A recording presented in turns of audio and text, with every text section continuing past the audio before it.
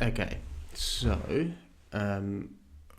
after presenting the first sort of proposal of the poetry ladder and indicating the nature and the extent of the problem, and then the poetry ladder itself and how that resolves a lot of the tensions, and gives us a bit of a light by which to sort of navigate the development not only of our own careers as poets but of the field as a whole, and what some of the potentially, I suppose, quite negative consequences could be of the poetry establishment in general not recognizing an ontology and a developmental hierarchy that puts them in their place and keeps them from performing the kind of, again, quite potentially destructive reductions that they have been guilty of in the past of those who are above them, and of misunderstanding those who are potentially below them as well, and even just getting clear on what it is that they themselves are doing. All of those things can be quite negative if they aren't resolved, and I think that's what this ontology and this poetry ladder helps to tackle, which might sound fairly heady, but I think it's actually pretty straightforward. I think it's actually, I've tried to find a balance between trying to convey it with a kind of precision and a kind of, I want to say rigor, in a way, like just precision, while also maintaining a kind of, what would you call it? Maybe a elegant simplicity, because ultimately I think it is quite accessible and easy to see. I'm not trying to pull something out of nothing, and it's right there on the surface if you know how to look for it, and that's why I started with all the poetry debates in my recent video. Okay, so let's get into this video. So this one came after releasing that one. I felt as though there was still an implicit ontology that I had yet to draw out of the ladder. And so this won't be too long a video, but it's a way of kind of tying it up. So as you remember, the proposal was that there are four different kinds of poets who are at different levels of development, who are creating different kinds of poetry, working with different kinds of materials. Sentimentals with emotions, scholars with ethics and aesthetics, censors with essence, and scryers with eidos, or whole patterns of human behavior, with the understood deeply from within. They understand the significance of it as well. Okay, so this is essentially the diagram. I've got a couple, but this is the diagram that I wanted to that I had in mind, that I wanted to share, that I thought was implicit in the first video but wasn't quite explicitly stated. So the masses here are working through, it's a fancy term for root chakra. I don't want to carry in connotations of anything New Age here, because that would be to defeat my purpose.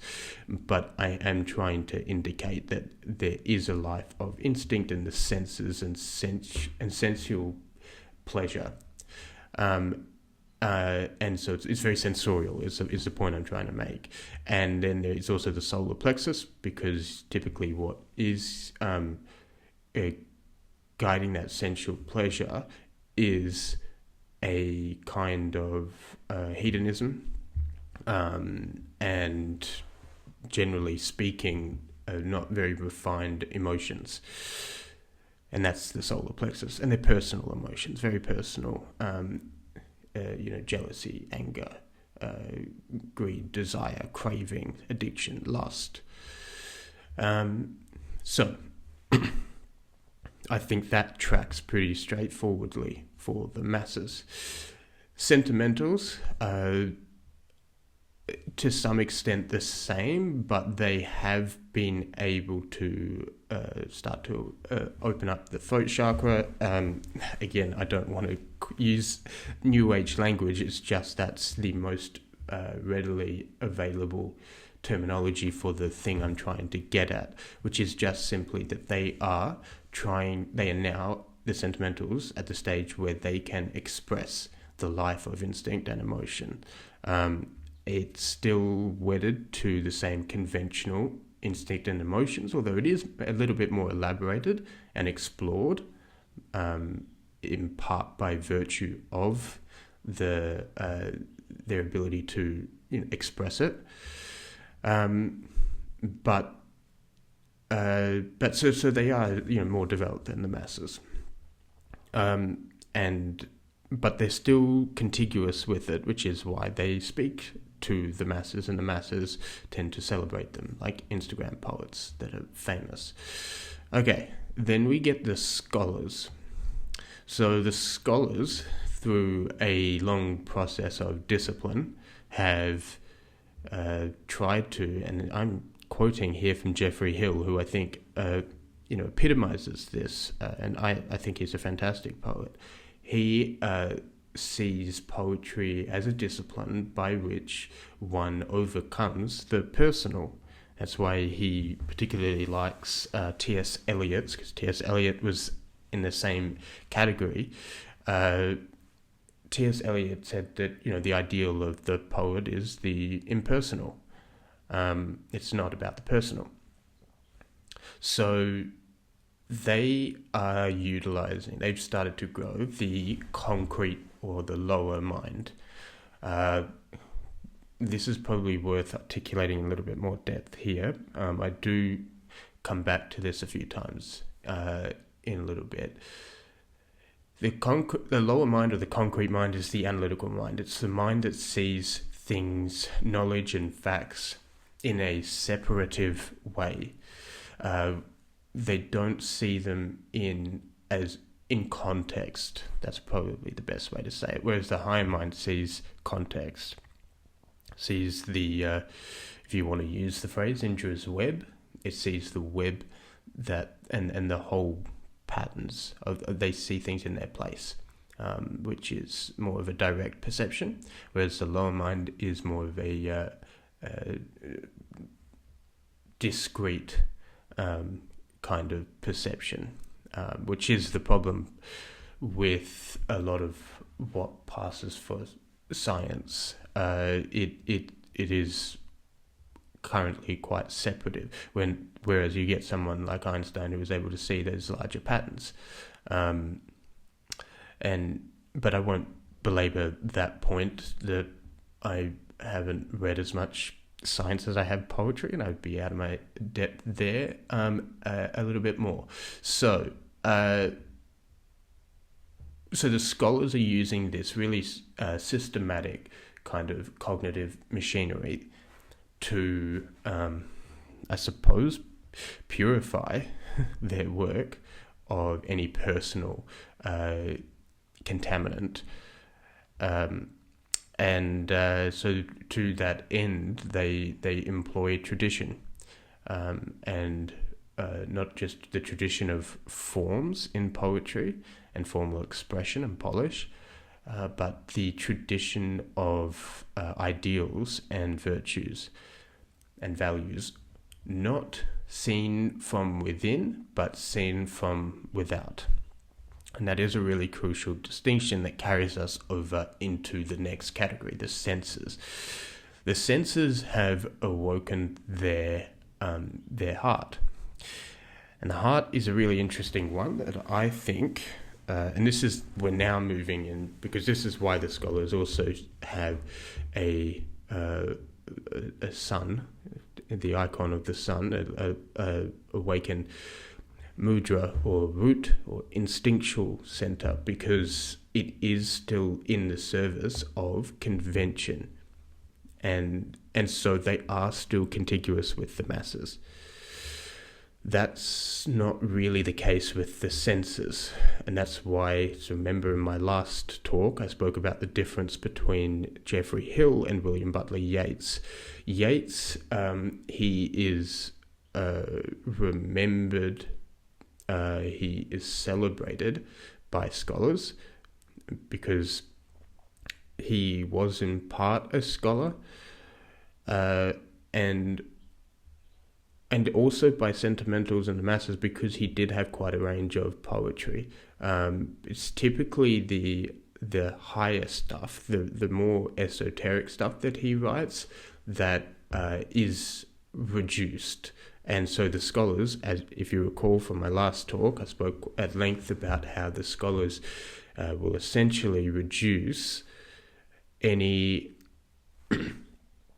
that's above them. They'll either put below them or on their level, and all the wisdom or the wild essence in them will be discarded, or they just won't register it. And so they think that the poets above them are just creating forms that are beautiful, because that's all that scholars themselves can sense.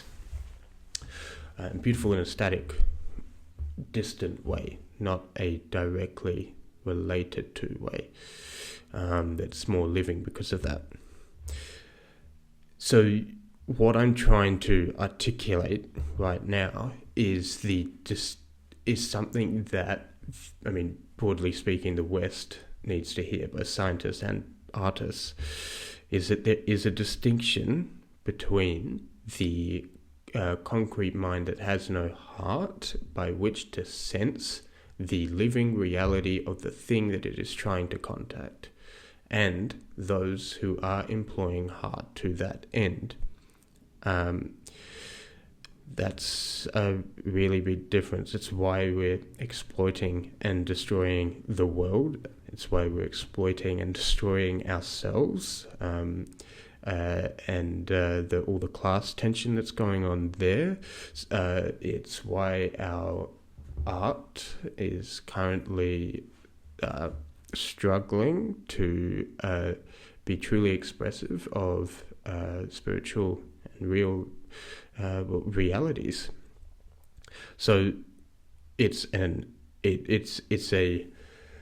insight, I think, that explains the economic, political, environmental, cultural malaise that we're in, and scientific as well. So, okay, I was toying around with whether to make the senses higher mind or lower mind. I think ultimately it's as I think a few minutes ago said, the higher mind is essentially the mind that can directly perceive, and the lower mind is more like separated knowledge. And I think that the senses ultimately are still using the lower mind. They're not yet directly perceiving, which is why Yeats needed in his vision, he needed images. He needed the spirits he was talking to give him images for his poetry, and metaphors for his poetry.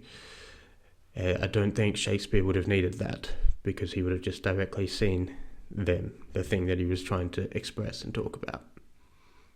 And that is what I have tried to indicate with the final diagram, with the scryers who have the higher mind, they can directly perceive, and they have the heart to understand the significance and the inside of what they're discussing as well, which is so evident in Shakespeare. He can clearly see what he is, the inside of the characters' lives that he's describing and writing about. I actually forgot to put in an image here that I think captures the trajectory of this development, which I think might be helpful in grounding this, or just giving people another way into what I'm talking about. So I would say that the the masses and the sentimentals are probably a bit like rocks, or maybe we could even say the masses are like a rock, the sentimentals are like a diamond or a jewel of some sort, and the scholars are the thing is, with a dense rock, the mass, it's not very reflective. It's instinct. It's dense. The sentimentals are a bit of a diamond or a jewel in some way that has been naturally formed because they are starting to let a bit more light in. It's more porous.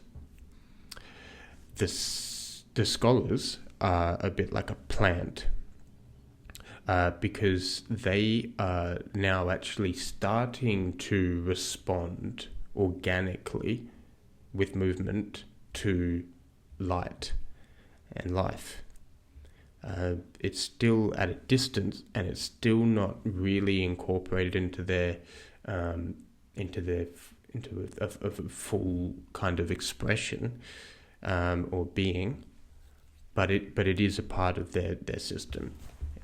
It's still at a distance, and a plant can't move, so it's not fully expressive yet. It can grow, but it can't. It's not mobile.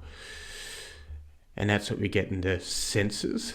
So the senses are, I would say, like a bit like a quail, something that can half fly and half is now able to walk, versus a plant. But it's still ultimately relatively grounded, but it is more expressive of light and life. And finally, we have like an eagle, which I think captures the final stage of development quite nicely, because it carries the connotation of that something royal, but also something that is able. It flies in closer proximity to light, and it carries that royal connotation. It's something that can, and that's right, and it has an eagle's eye view of what is below it, and that is the distinguishing characteristic of this type of development. So I'll create a diagram and put that in the article below this. Rock, jewel or gem, plant, quail, eagle. Okay, so what does each level add? So we've got the sentimentals add the throat center, the scholars add the concrete analytical mind, the senses add the intuitive magnetic heart, and the scryers add the abstract directly perceiving mind. In the throat center, this means subjectivity and personal emotions, instincts. The scholars are now moving towards objectivity and the analytical separative mind. The senses add the intuitive magnetic heart, and this creates transjectivity and a direct sense of transjective currents of reality, which is essence, through the heart and mind. The scryers add the abstract directly perceiving mind, which is a vision of whole transjective patterns through the heart and higher mind. Okay, so it's not just sensing them, it is actually seeing them as well directly. Okay, so the implicit ontology is therefore to draw these two presentations into a bow. First we have instinct, emotion, heart, concrete mind, abstract mind, which in turn translates into three different planes which have a lower and a higher correspondent. So the physical plane is instinct. The lower instinct is that which is autonomous, the way that our blood moves around our body. We don't need to actually control that. And the higher instinct is directed instinct and behavior. The emotional plane, which is lower emotions. That personal, emotions like desire and if in their cruder forms, lust and things like that. And then the higher part of the emotional plane, which is the heart, which is the ability to sense the essence or the life of the internal life of things. And the mental plane, which has a lower concrete separative component and a higher abstract component.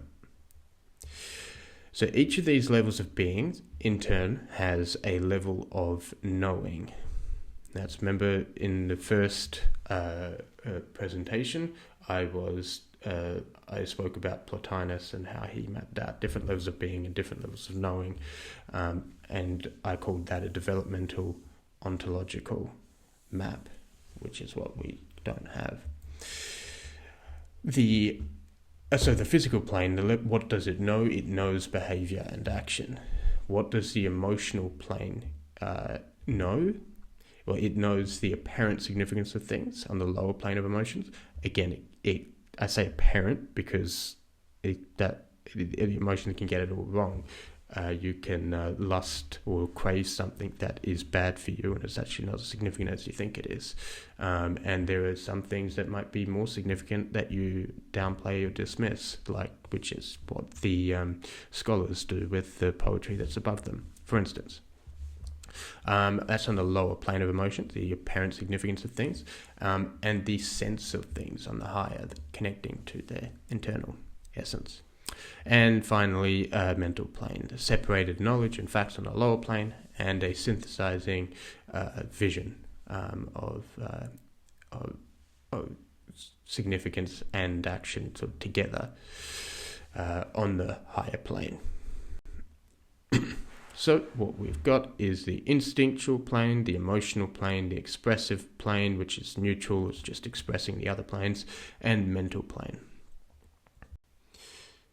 And I've just quickly included this, just the addition of the progression from rock to gen to plant to quail to eagle here, which again is, I would say, it's mimicking, or I'm trying to allude to the progression through the great chain of being, which is a hierarchy that we have in the West, of course, discarded, but I think there is still some deep truth to be found there, and I think that is what, generally speaking, we're going to be trying to move into in this meta-modern age that we're growing into. It is about finding again the ordered life of things in a way where we aren't just doing it with our concrete mind, we're also doing it with the heart as well, and we can and start to acknowledge and come to terms with, again, that the organization the of reality and the truth of that, because it isn't chaos. There are organizing principles in nature and life, and that is what I am trying to indicate here in my own field, the field of poetry.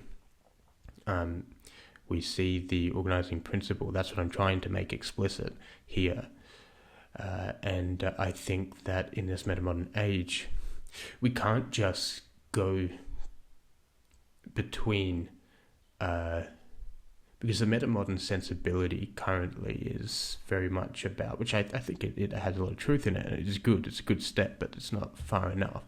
It thinks that we need to essentially be able to oscillate between a kind of cynicism and like a skepticism and a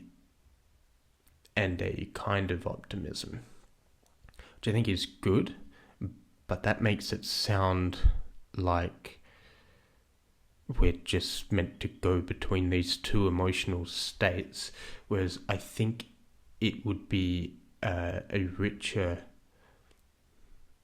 framing to discuss metamodernism as the integration of cynicism insofar as we no longer look to, I suppose, what the postmoderns called the too easy grand narratives. But then there needs to be the optimism of actually finding what they are, what the grand narratives really are, what the and that doesn't have to be grand with a capital G. That unifies everything, although it can. Why not move in that direction?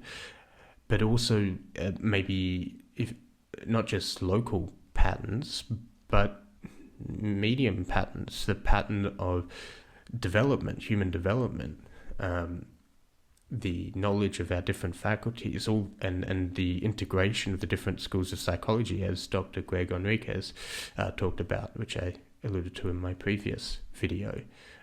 So what I'm trying to gesture at here is that there needs to be, if we can start to integrate some kind of developmental ontological map that gives us an orientation in reality, and we can start to move towards seeing or growing, first of all, in our ability to see reality, and then seeing it and then bringing it back and articulating it for others and weaving it into the cultural tapestry. I think if we can sort of embody that ethos, I think that would be a richer embodiment of the meta-modern sensibility, because it's moving away from the ease of tradition